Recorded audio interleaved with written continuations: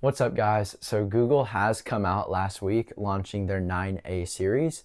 And so, I'd like to talk about it because the 9A, and especially just, the A series in general, places a lot of people at a great consumer value just because it's a great product, it's a great phone, but it also offers great features for a budget level price and especially flagship features. And so let's first talk about the cameras of this phone.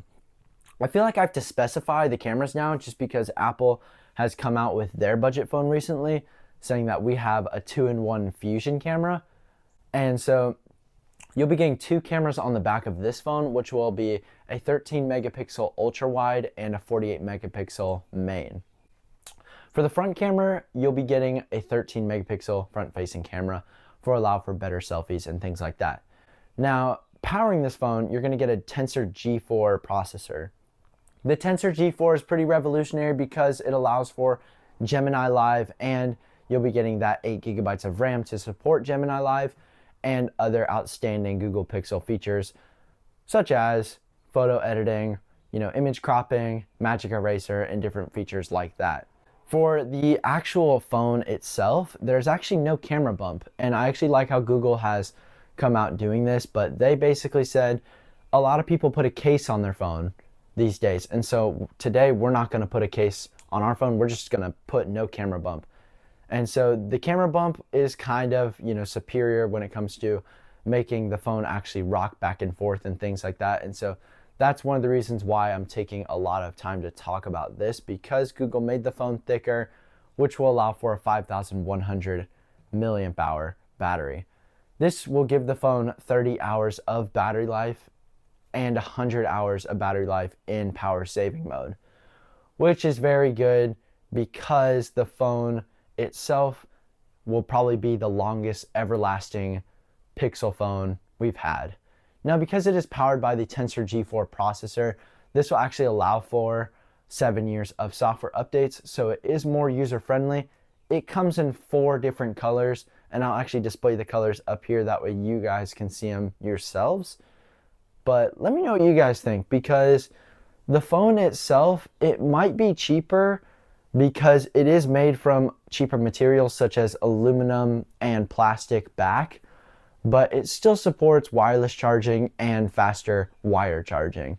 And so I think that the phone itself is very good, especially when it comes from Google. You will be getting 8 gigabytes of RAM and 128 gigabytes of storage for the base model.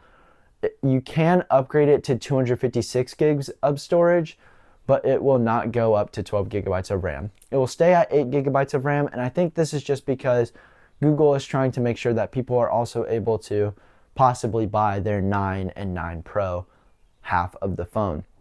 And this is just because, again, the A series also shows that Google is able to manufacture their flagships for a cheaper cost. This allows for is the 9 to possibly lose a price of $100. Same thing goes for the 9 Pro. It'll probably lose a price of $100. We aren't totally sure about the 9 Pro Fold just yet, just because the technology that Google has been doing to make that phone is still in the works and is, it's still like a phone that you can use today, but it's still sort of an antique relic that you can't really use and drop and break. So, yeah. Let me know what you guys think about this phone. I think that Google is doing a great job launching a phone for $499, especially when you look at Apple, who launched the iPhone 16e. E stands for expensive, by the way. I figured that out a couple of weeks ago. I'm just kidding. I don't really know what it stands for. But it sort of does stand for expensive just because that phone has a 60 hertz refresh rate. This phone, the 9A, has a 60 to 120 hertz refresh rate. So not only is it cheaper, but it's also probably better bang for your buck if you prefer more features in a phone than what the 16e offers. Now, personally, starting at $499, again, great phone.